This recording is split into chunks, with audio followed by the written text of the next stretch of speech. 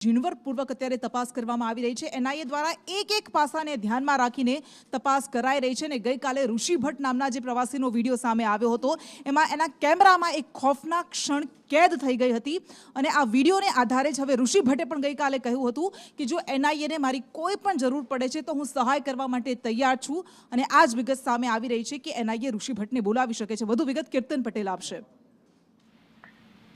ઋષિ ભટ્ટનો આ જે વિડીયો છે એ સમગ્ર દેશમાં આજે અલગ અલગ રીતે વાયરલ થઈ રહ્યો છે। ઋષિ ભટ્ટ સાથે સંદેશ નીએ જે વાત કરી અને ઋષિ ભટ્ટે જણાવ્યું છે કે આજે એનઆઈએની ટીમે એમનો સંપર્ક કરવાનો પ્રયાસ કર્યો છે અને કદાચ આજે એનઆઈએની ટીમ ઋષિ ભટ્ટને મળશે અને ૃષિ ભટ્ટ જે વખતે આ હુમલો થયો એ વખતે ત્યાં ઘટના સ્થળે હાજર હતા એ વખતની સ્થિતિ શું હતી અને ત્યાં માહોલ કેવો હતો એ ઉપરાંત